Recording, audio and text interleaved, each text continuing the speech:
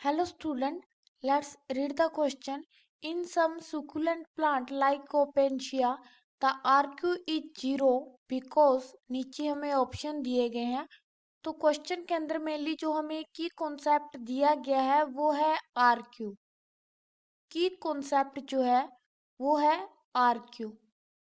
RQ का जो full form है वो है रेस्पिरेटरी क्यूटिएंट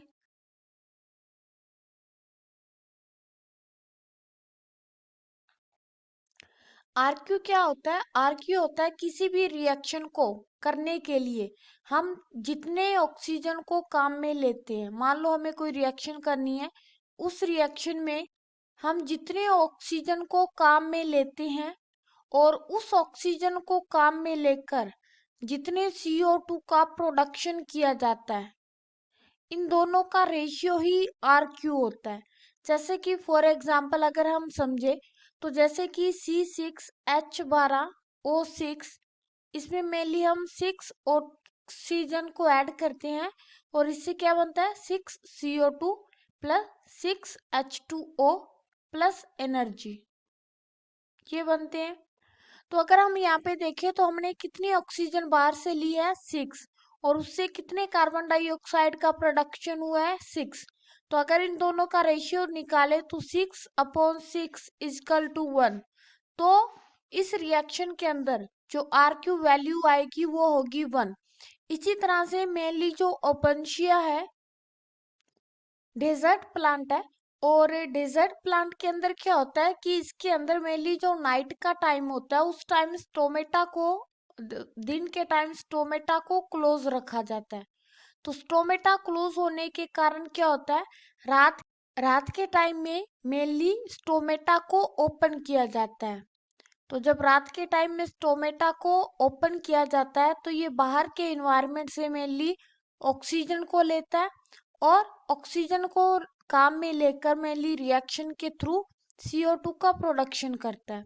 लेकिन होता क्या है कि दिन के टाइम में जैसे स्टोमेटा बंद है तो दिन के टाइम में ओपेंशिया के अंदर फोटोसिंथेसिस की प्रोसेस भी होती है, और फोटोसिंथेसिस की प्रोसेस के लिए कार्बन डाइऑक्साइड का होना जरूरी होता है।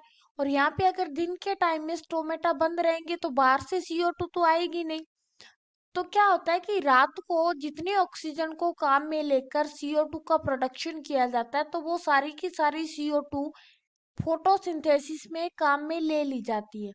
तो जिसके कारण बाद में कोई O2 फ्री बचती ही नहीं है। मान लीजिए यहाँ पे हमने 4 ऑक्सीजन को लेके CO2 का प्रोडक्शन करवाया, लेकिन अब क्या हुआ, अब यहाँ पे यही CO2 को फोटोसिंथेसिस की प्रोसेस में काम में ले लिया जाएगा, तो कोई भी फ्री CO2 नहीं होगा। तो जो रेशियो निकलेगा वो निकलेगा 4 और 0। तो अगर हम 0 में किसी भी चीज का भाग देते हैं या डिवाइड करते हैं तो आंसर हमेशा 0 आता है। तो अगर हम ऑप्शन देखें CO2 is released without any absorb of oxygen, नहीं, O2 is absorbed but CO2 is not released, जो कि करेक्ट आंसर है।